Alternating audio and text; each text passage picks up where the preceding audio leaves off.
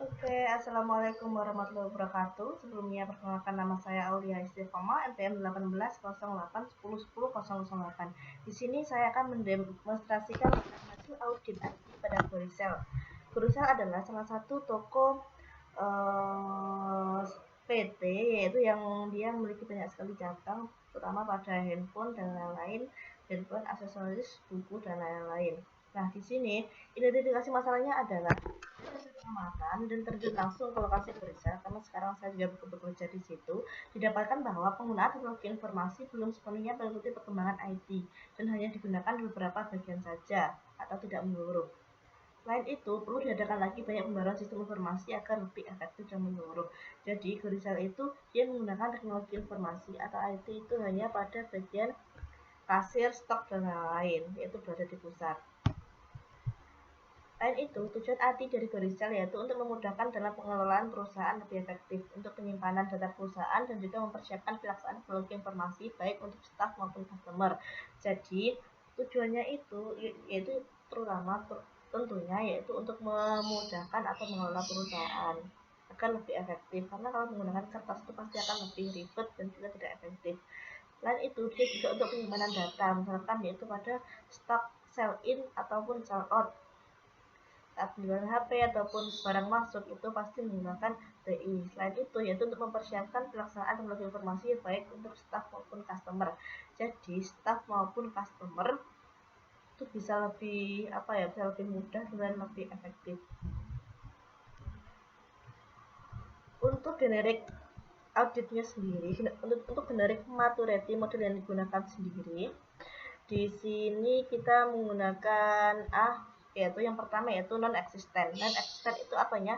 Tidak ada sama sekali atau proses yang terlihat. Jadi perusahaan itu belum menyadari bahwa ada masalah yang terjadi. Yang ya, untuk nilai 1 yaitu inisial atau ad hoc, yaitu ada bukti bahwa perusahaan telah menyadari ada masalah yang ada dan harus dikaji, namun belum ada standarisasi.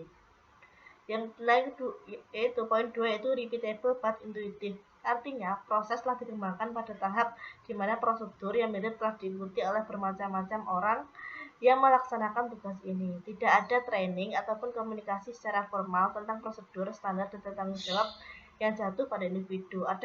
Selain itu, ada ketergantungan yang tinggi pada individu dan sering. Untuk poin 3 yaitu definite proses. Definite proses adalah prosesnya telah terstandarisasi dan terdokumentasi, dan komunikasi lewat training merupakan keharusan bahwa proses tersebut harus diikuti. Tetapi sedikit deviasi yang terjadi. Prosedur tersebut tidak rumit tetapi formalitas dari praktis yang sekarang. Poin 4 yaitu manage dan measurable, yaitu manajemen memantau dan mengukur kesesuaian dengan prosedur dan mengambil tindakan gimana proses terlihat tidak berjalan efektif. Poin kelima yaitu optimize atau proses telah dirancang sampai tingkat pelaksanaan yang paling baik berdasarkan hasil dari pengembangan berkelanjutan yang telah diambil dari poin-poin sebelumnya. Dan cara terintegrasi untuk mengotomasi alur kerja, menyediakan alat bantu untuk meningkatkan kualitas dan efektivitas, serta membuat perusahaan mudah diadaptasi. Jadi, generic maturity atau penilaian kita yaitu 0 sampai 5 ini. Untuk pemetaannya sendiri, yaitu pemetaan pertama adalah delivery and support DS1, yaitu menetapkan dan mengatur tingkat layanan. Tingkat layanan diberikan oleh Gorisel Mabat ini. Menurut saya itu dia masuk ke poin 3 yaitu definite proses, karena menurut saya layanannya itu sudah terstandarisasi dan terdokumentasi, karena saat ada penjualan ataupun itu sudah dilakukan foto dan lain-lain, mulai kaki dan lain itu dilakukan foto. Dan saat ada orang pegawai masuk itu pun sudah di training, itu pasti sudah merupakan lewat training, dan training 1 bulan.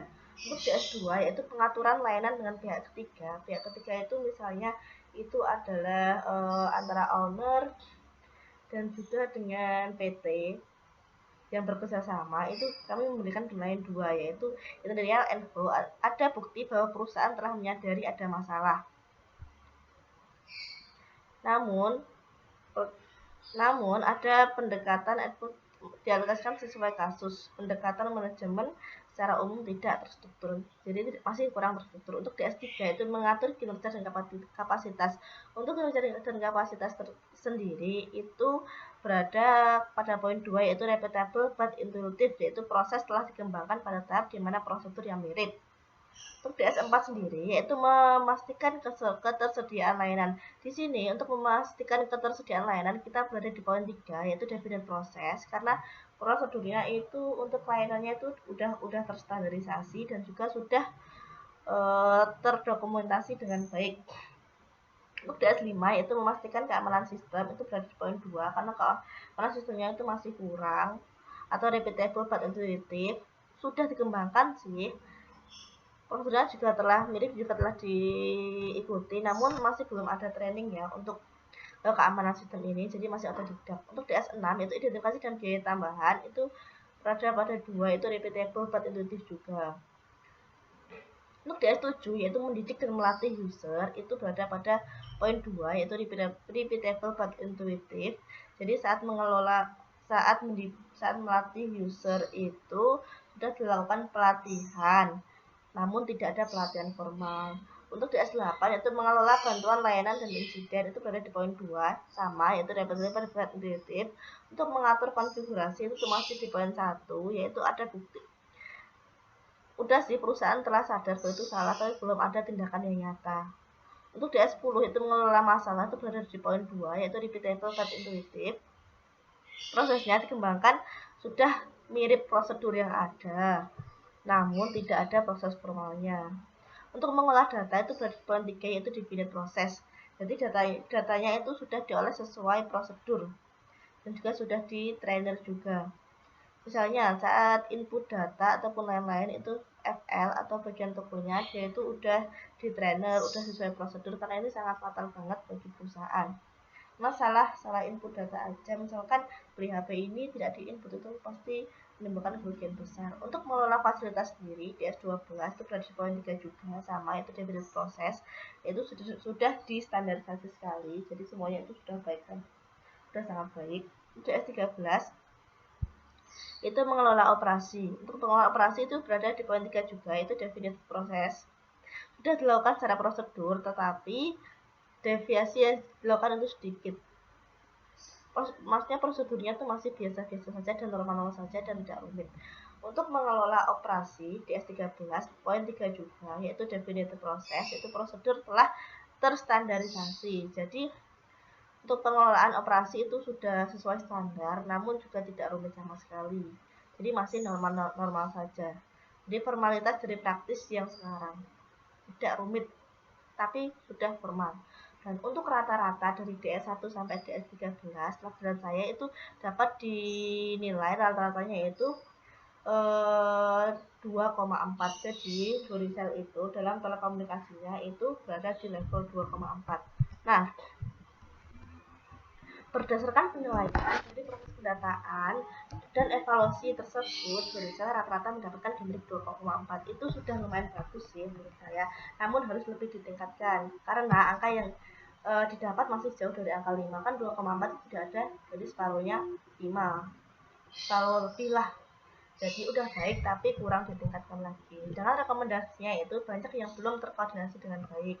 Misalnya saat menyambut user itu komunikasinya kurang. Terus saat handle barang stokan itu pun juga kurang. Dengan mendapatkan poin rata-rata 2,4, maka penggunaan dan manajemen IT harus lebih optimal dan mengikuti perkembangan teknologi lagi. Jadi saat ada pembaruan teknologi itu harus lebih dikembangkan lagi. Misalkan saat karyawan masuk itu sudah ada fingerprint, tapi tidak semuanya, atau hanya FL sesuai tokonya aja, sedangkan promotor itu sudah menggunakan fingerprint.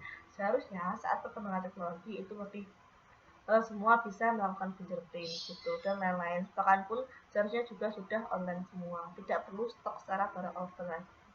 Oke, sekian, terima kasih dari saya.